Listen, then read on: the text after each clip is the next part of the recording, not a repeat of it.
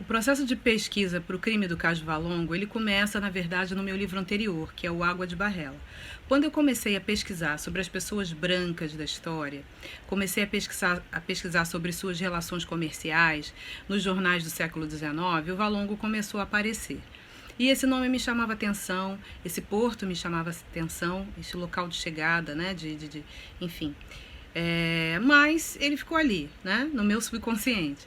Até que as obras do Cais finalmente trouxeram todas aquelas coisas à tona e com a descoberta do Cais, que não é bem uma descoberta, né, mas sim na verdade, uma revelação da localização que os historiadores já imaginavam, já sabiam que era ali. Com esse cais que emerge do subsolo, vem também muitas explicações, muitas histórias, muitas coisas que a gente não tinha contato e não sabia. Nunca estudamos isso na escola. O que é um absurdo, E pensando nesse absurdo, foi que então me deu o insight de escrever o romance e escrever o romance costurando com essas notícias de jornal, com essas pequenas narrativas que davam conta do cotidiano do Rio de Janeiro. O Rio de Janeiro é um personagem muito forte desse livro. Essas notícias de jornal, elas funcionam mais ou menos como uma cortina que se abre e a gente pode ver a coxia, o que estava por trás do que formou não apenas a cidade do Rio de Janeiro, mas o Brasil. O que estava ali, o que está por trás dessa imagem de cidade incrível, maravilhosa, linda e maravilhosa, o que está por trás desse país que vem de uma imagem tão democrática em termos, né, de relações humanas. E a gente descobre coisas muito complicadas e pesadas.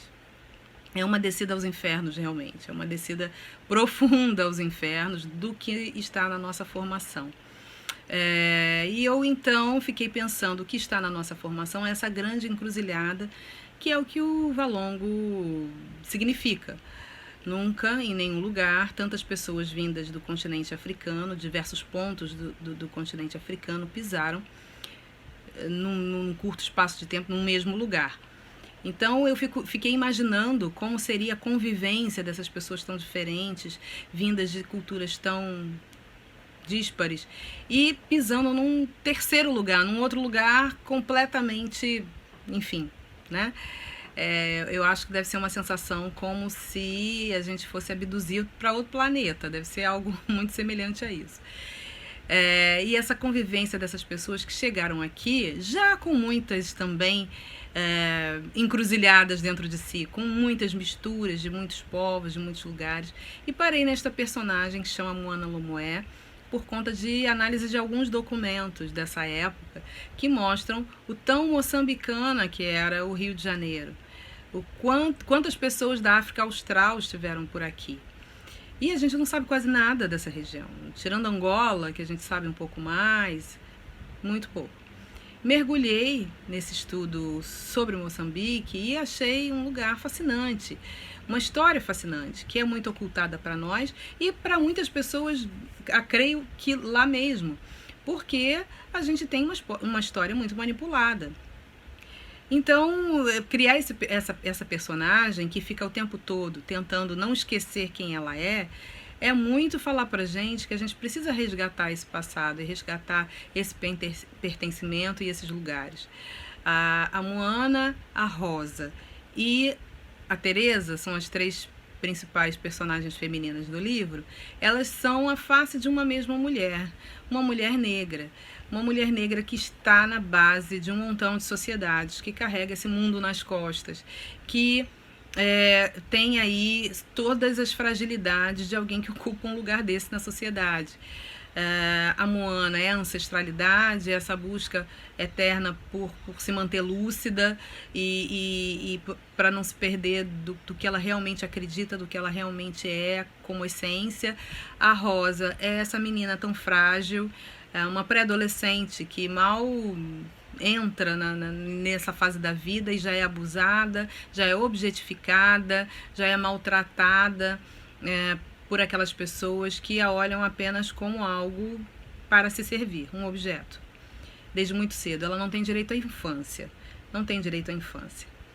a Teresa é outra face da mulher negra. A Teresa é essa mulher negra empreendedora, que está nas ruas, que se vira, que apesar de todos os cativeiros que vive, os nossos cativeiros atualmente são outros, mas não deixam de ser cativeiros, cativeiros em relacionamentos, cativeiros em, enfim, uma série de prisões que temos que encarar e nos libertar. A Teresa é essa pessoa que, apesar de tão presa, é tão livre e está ali buscando, empreendendo, buscando os melhores meios para exercitar a sua liberdade.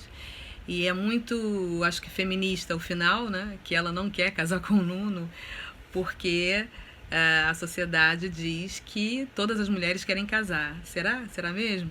Então, essas mulheres todas, escrever sobre isso tudo foi muito fascinante, porque a gente também vai descobrindo coisas dentro da gente. A gente vai descobrindo várias coisas que estão ali, ocultadas pelo massacre do dia a dia. Eu acho que realmente o livro é um trocadilho, né? Ele é, na verdade, uma brincadeira, entre aspas, com a questão do crime, do mistério, que não tem muito crime, muito mistério. O criminoso é o cais, o criminoso é esse sistema que permite que o cais exista. E a gente vai navegando ali naquela história que tem muitas camadas, São dois narradores, a Moana e o Nuno. O Nuno é um homem negro de pele clara, é um homem negro que tem muita passabilidade. Então tem horas que ele está lá, tem horas que ele está cá, ele vai jogando com essa mobilidade que ele tem na sociedade, até que ele vai realmente se descobrindo como uma pessoa negra. Ele vai entendendo todo aquele contexto à medida que ele mergulha na elucidação do crime. O Nuno, ele faz, às vezes, do detetive. E ele vai mergulhando nele mesmo e na própria sociedade brasileira. Ele vai lidando com aquela autoridade que, de repente, ele se vê íntimo da maior autoridade de polícia da cidade, e ele se vale dessa intimidade, desse trânsito que ele tem ali, para facilitar a vida de outras pessoas que não jamais teriam acesso àquele personagem. Então ele vai revelando também, ele vai meio que dizendo que o rei está nu. Ele vai dizendo que o rei está nu, acho que quase literalmente, porque tem passagens engraçadas dele com esse personagem que é tão poderoso. Ele faz umas farras com o cara, ele, né, mostra pro cara uma vida diferente, boêmia, e isso também é muito interessante. Então são várias encruzilhadas ali nesse livro. O mundo dos letrados e dos iletrados. O Nuno é uma pessoa culta, ele foi criado dentro de uma livraria, daquelas livrarias lá do início do século XIX, né, nos primórdios lá. E aquele livreiro que eu cito no livro, Manuel Mandilo, ele aparece em vários avisos da Gazeta do Rio de Janeiro. Ele aparece ali como, né, a livraria de Manuel Mandilo chegou o tal livro e tal. Então eu trouxe esse personagem. E ele lê essas publicações. E a Moana também, que aprende o português, aprende a escrever, aprende a ler. A gente tem na cabeça um mito de que essas pessoas não trouxeram ciência, não trouxeram filosofia, não trouxeram conhecimentos, eram braço, perna e corpo. Não. Muitas pessoas chegaram aqui sabendo decifrar os códigos, sabendo ler, sabendo escrever, às vezes em outros idiomas, em árabe, por exemplo. A Revolta dos Malês foi feita toda na escrita árabe. E, obviamente, elas não podiam revelar isso. E eu fiquei pensando, né, por que não uma personagem assim? Por que não? Será que não poderia existir uma personagem como a Moana? Poderia, claro que poderia. Então, usando sempre dessas possibilidades, e literatura e arte é isso, é brincar com as possibilidades, com os finais diferentes de mundo, foi que o crime do Cais do Valongo nasceu.